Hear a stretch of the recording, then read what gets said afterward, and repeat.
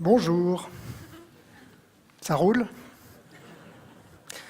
Non, parce que moi, la mobilité, c'est un thème qui me transporte. Vous vous souvenez de l'an 2000? Un beau jour, on s'est réveillé, c'était le 1er janvier 2000. On y était, c'était l'an 2000, et c'était exactement comme dans nos rêves. Ah oui, parce qu'alors, qu'est-ce qu'on nous a fait fantasmer sur l'an 2000, avec tous ces bidules, toutes ces promesses technologiques? On nous avait promis des voitures qui volent, et on se retrouve avec quoi? Des voitures qui ne roulent pas, dans le bouchon permanent de nos villes. Alors là, on a tous les experts qui sont là pour répondre à ces défis, mais excusez-moi, quand j'avais 10 ans, j'avais déjà réglé tout ça. Il aurait suffi de venir me demander. Par exemple, j'avais dessiné la gare de Genève. Attendez, ça a quand même une autre allure que les 4 misérables quais de la gare Cornavin. Et j'ai décaillé plein de trucs comme ça. Plus en détail, regardez, en haut à droite, vous avez le plan des quais. Donc vous avez un quai de gare et au milieu des taxis qui transportent les gens le long du quai, c'est les taxis orange. Et en dessous, dans les voies souterraines, des taxis électriques, c'est les taxis rouges qui sont là. La gare de Genève relie la France à la Suisse à l'Italie. Oui, il faut être ambitieux. Et puis regardez, largeur de la gare 7 km, largeur de la gare vers les quais 15 km. Et l'intermodalité, j'avais aussi réglé tout ça. Les rues de ma ville, Genève, ça se présentait comme ça. Ça, c'est une vue aérienne. Et puis là-haut, vous avez la coupe. Donc, la surface est laissée au bus, au tram, au vélo, bien entendu. Dessous, vous avez le train. J'avais déjà prévu le CEVA. Et puis, vraiment en bas, les bagnoles. Donc, c'est pas compliqué, voilà. Bon, les bagnoles, c'est vrai que c'est pas demain qu'on va les mettre au 3e dessous, les bagnoles. Elles ont fait des progrès, hein, elles sont de plus en plus intelligentes.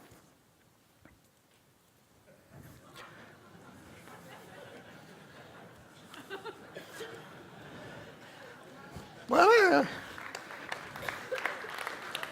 Non, elles ont fait des progrès. Tellement intelligentes que bientôt, elles vont conduire toutes seules, les voitures.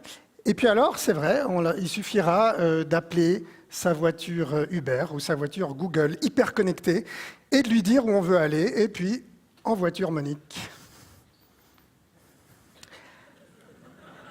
Alors, c'est vrai qu'au niveau des big data, au niveau de la vie privée, c'est pas un super progrès.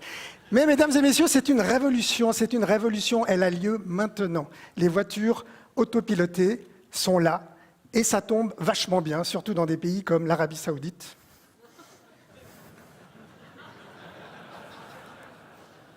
Là, ça tombe super bien. Bon, le mieux, c'est le train. Ça, c'est sûr. Le train, ça marche. Ça fonctionne. Enfin,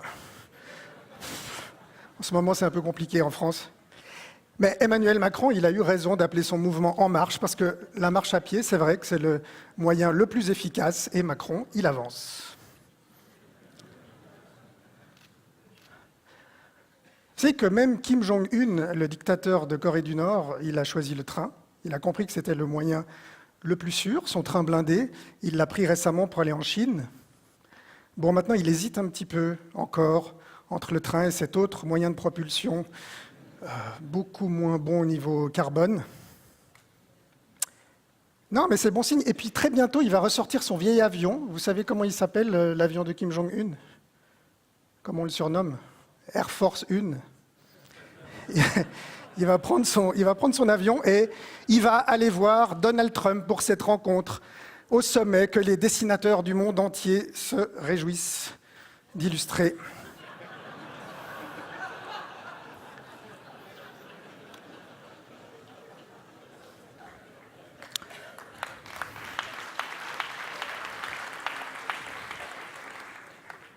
Non, le train c'est génial. D'ailleurs, j'ai un prototype pour les CFF, que j'ai pas encore déposé le brevet.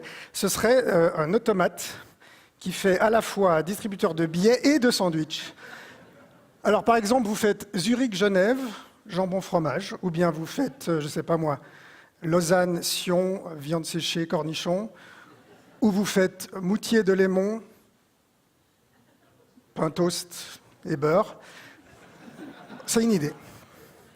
Mais les CFF vont devoir affronter la concurrence, Madame Le Tartre, puisque l'Office fédéral des transports, quand c'était en février dernier, a autorisé les bus grandes lignes. Et oui, certains et certaines préfèrent le bus.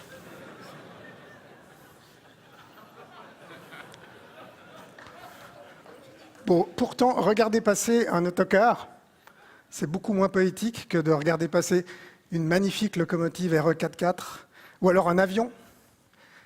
Ah oui, parlons-en de l'aviation. Ouais. Oui, alors le transport aérien, ça a eu été glamour. Et puis, la rationalisation, le low cost sont venus chambouler tout ça. Maintenant, c'est devenu mesquin, le transport aérien.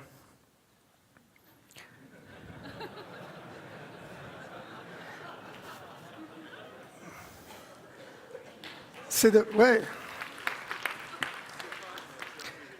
devenu terriblement mesquin. On rabote partout, chaque sou est compté, chaque centimètre est compté, chaque millimètre est compté. C'est devenu une expérience terriblement humiliante, notamment quand on arrive à la sécurité et que vous vous retrouvez dans le scanner, là, et là vous abdiquez toute dignité. Là, c'est le fond du fond.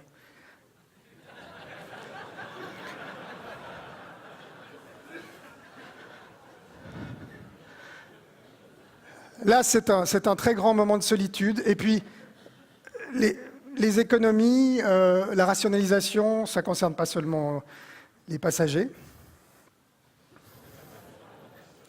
Non, c'est vrai, c'est déprimant. Non, on a besoin de rêver, mesdames et messieurs. On a besoin de gens comme Bertrand Piccard. Avec Solar Impulse, il nous a fait rêver. Son avion qui a décollé en mars 2015 d'Abu Dhabi pour faire le tour du monde. Ça les a fait rêver à Abu Dhabi, l'avion solaire. Enfin, surtout le côté avion.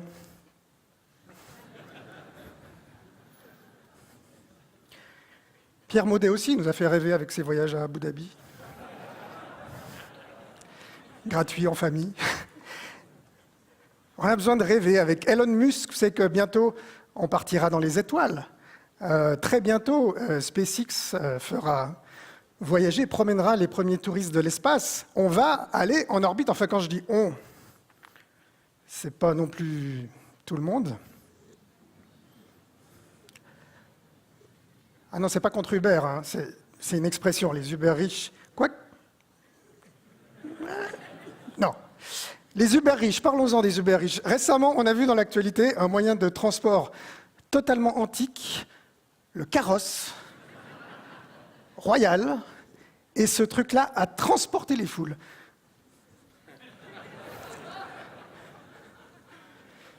Ça n'a rien à voir, je suis d'accord. Mais ce que je veux dire par là, c'est qu'on est des gosses, on a besoin de rêver. Alors, rêvons, mesdames et messieurs, rêvons. Peut-être qu'un jour, on voyagera à la vitesse de la lumière. Peut-être qu'un jour, on construira Suisse Métro. Peut-être même qu'un jour, je ne sais pas, soyons fous, le contournement autoroutier de Morges prendra moins que 20 minutes.